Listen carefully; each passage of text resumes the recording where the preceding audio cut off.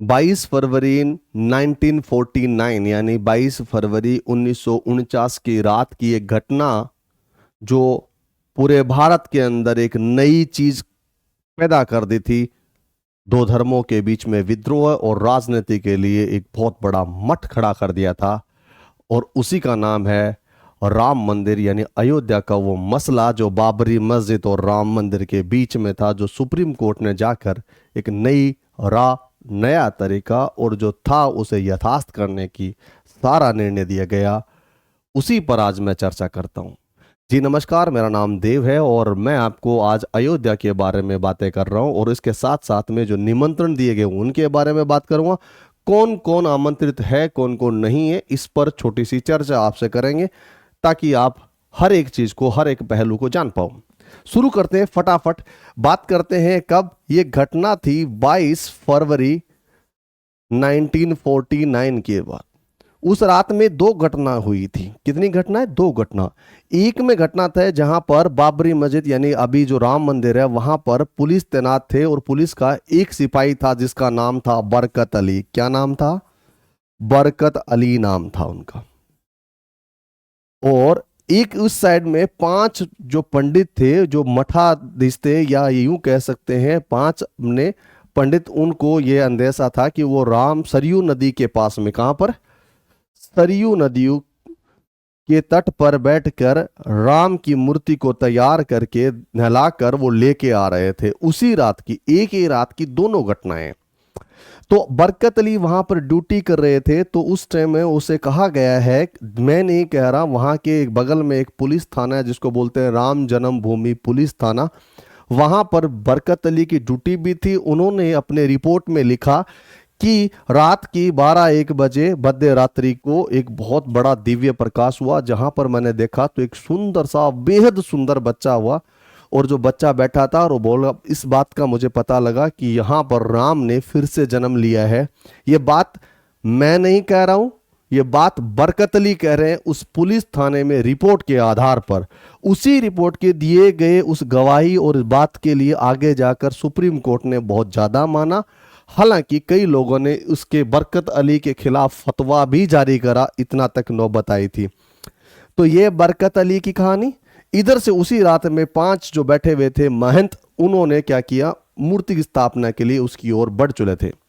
रात को सुबह जब हुआ तो दोनों चीजों को एक घटना पे गए, तो वहां पर मूर्ति स्थापित कर नहीं सकते थे, लेकिन उसी जगह जाकर उन्हें मूर्ति रखी और एक टेंट के अंदर श्री राम को रख दिया अपनी आध्यात्मिक भाव से। 1949 की घटना चलती रही, और उसके बाद ये चीजें धार्मिक कम और राजनीतिक ज्यादा हो गई, और उसी की बदौलत क्या हुआ, ये चीजें बढ़ती रही, और उसी के नाम पर वोट, नोट और सब बढ़ते रहे। किसी की भावना थी तो किसी के लिए ये बहुत बड़ा प्लेटफॉर्म था। कई दफा बोला गया कि अगर बीजेपी को बोला गया, बीजेपी ने राम मंदिर बनाने की कहा, तो कांग्रेस ने कहा ये सिर्फ प्रोपोगेंडा है। उन्होंने ये बात करने के लिए, मैं कोई राजनीतिक बातों का कोई पक्षधर नहीं हूं, बात सच को सच बोल रहा हूं। सुनिए मेरी बात। तो इसी चीजों को लेके जब ये चलता रहा तो फिर सुप्रीम कोर्ट का निर्णय आया, और 2020 में प्राइम मिनिस्टर माननीय नरेंद्र मोदी जी ने उनका क्या करवाया था, भूमि पूजन करवाया था। और भूमि पूजन करने के बाद में उन्होंने कहा था कि 2024 तक इस मंदिर का निर्माण हो जाएगा और सब लोग यहां पर अयोध्या में राम का मंदिर देखने आएंगे। राम का मंदिर बना। उसमें अब बात हो रही है किसकी?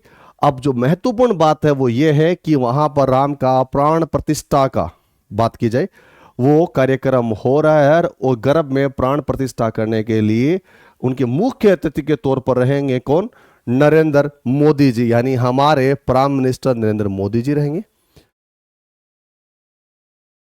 और ये होगा कब? 22 जनवरी 2024 को। बात ऐसी है कि ये जो हो रहा है, सब लोगों को, इस पूरे भारत को आमंत्रित नहीं, पूरे दुनिया के लोगों को आमंत्रित किया गया कि हम प्रभु श्री राम का मंदिर बनाया गया, उसमें प्राण प्रतिष्ठा का आयोजन किया गया है, तो सभी लोग आमंत्रित है। लेकिन 22 जनवरी को जो आमंत्रित है वो लोग फिक्स्ड है, कोई नंबर ऑफ लोग है वो फिक्स है, इसके अलावा बाहर के लोग नहीं आ सकते, क्योंकि वो एक मंदिर की प्राण प्रतिष्ठा में गिने चुने लोग हैं जिसकी संख्या है कितनी, 6,000 लोग हैं। इन 6,000 लोगों में बात की जाए तो 4,000 लोग महंत है,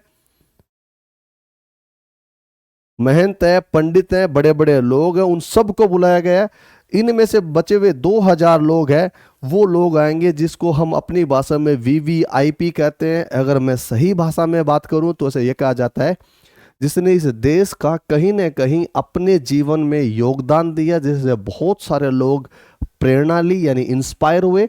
जैसे कि नाम बता दूं आपको, विराट कोहली, VK18, ऐसे हैं इंसान जिनके लिए बहुत, इनके साथ में उनकी पत्नी आएगी। अगर बात की जाए बहुत बड़ी लेजेंडरी की बात, अमिताभ बच्चन, और इसके बाद मैं बताऊं रजनीकांत भी इनमें आएंगे। इस तरह से बड़ी बड़ी वो सेलिब्रिटी जिन्होंने इस जगत को नया आयाम दिया, ऐसे लोगों को आमंत्रित किया गया है। कुल मिलाकर 6,000 सीटों का बताया गया। इवन ये भी बताया गया यहां से आप आओगे, राइट। तो इस मंदिर में जिन लोगों को ये सोच रहे हैं कि 22 तारीख को हम चले जाएंगे वहां पर, तो आप लोगों से मेरा निवेदन है कि वहां पर 22 तारीख को आपका वहां पर एंट्री नहीं होगी। 22 के बाद में ये खुला रहेगा।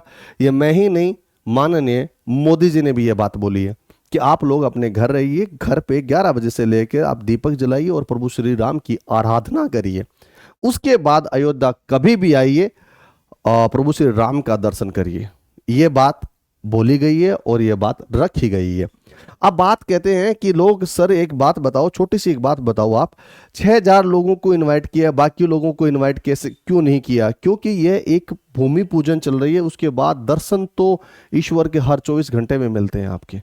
तो ये इन चीजों को रखा गया है और बाकी PM की सिक्योरिटी को देखते हुए इन चीजों में रखा गया है। जैसे कि बता दूं आपको, ये एक पूरा सर्किल है, ये मान लो मंदिर है, इस मंदिर का 40 किलोमीटर का एरिया है, वो बिल्कुल सील्ड है, एकदम सील्ड है। सील्ड का मतलब जानते हो क्या हुआ? यहाँ पर पूरी की पूरी जितनी इंटेलिजेंस एजेंसीज होती है, जितने सारे भारत की सिक्योरिटी के जो इतने लोग होते हैं, वो सब लोगों ने इन चीज़ों को घेर रखा है। और ये बहुत बड़ी चीज़ है, क्योंकि एक ये बुनियाद ऐसा माना जाता है कि ये एक ऐसा नहीं है, ये है 2024 के चुनाव का सबसे बड़ा चीज़। इवन जिन लोगों को धर्म की बात की जाए तो जिन हिंदू लोगों के लिए, उनको लगता है कि ये बहुत बड़ी चीज है हम उनके लिए, क्योंकि 70 सालों बाद में उनके भगवान वापस आए। इस तरह से घटनाओं को अगर ऐसा होता है कि कभी कभार, बहुत सारे बार हम सुना है कि ऐसी घटनाएं जिस पर बहुत ज्यादा क्या होता है, सेंसिटिव इश्यू होते हैं, जिससे देश बढ़ सकता है, जिसमें विद्रोह पैदा हो सकता है, घर में कलह हो सकती है, उनको बचाने के लिए क्या किया जाए, उन लोगों, लिमिटेड लोगों को आमंत्रित किया गया है इन 40 किलोमीटर के एरिया में। अब आप पूछोगे सर एक बात बताओ, छोटी सी बात बता दो मुझे, हम तो आम आदमी हैं, क्या और लोग भी नहीं आ सकते इसमें? हाँ बिल्कुल, मैं कह सकता हूं। आपने नाम सुना होगा लोकसभा के मेंबर, MPs बोलते हैं जिसको, मेंबर ऑफ पार्लियामेंट, वो भी नहीं आएंगे।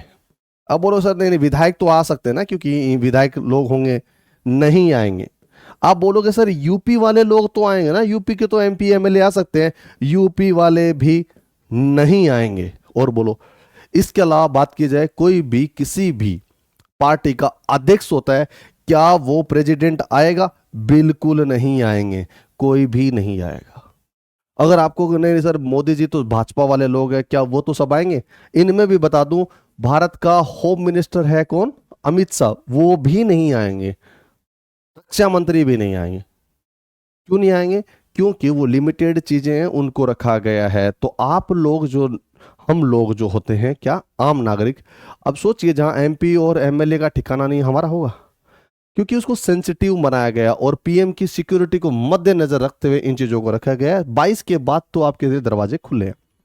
ये बात आपके साथ इसलिए साझा कर रहा हूं क्योंकि कोई ना कोई ऐसा होता है, बस ट्रक गाड़ी पकड़ के चले जाते हैं कि मुझे 22 तारीख को वहां पर जाना है। वो मत जाइए, घर बैठिए, उसके बाद जब मन करे आप दर्शन कर सकते हो। एक ऐसी घटना जिस घटना ने पूरा देश को अलग अलग बांटने का पूरा जोर दिया, अंत में जाके इसका विराम लगेगा और नई दिशा में देश बढ़ेगा। आप लोगों से मैं यही बात कहूंगा, बरकत अली एक मुस्लिम थे, उन्होंने गवाही दी इन चीज़ों के लिए, और बहुत सारे ऐसे मुस्लिम लोग थे जिन्होंने बहुत साथ दिया। तो हम किसी के नफरत के भाव नहीं रखते, अच्छे भाव रखने चाहिए। सब लोग साथ देंगे, तभी तो कहते हैं सबका साथ और सबका विकास। आपसे फिर कहीं नई खबर के साथ फिर मिलूंगा, तब तक के लिए अपना ख्याल रखना, खुश रहना। जय हिंद, जय भारत।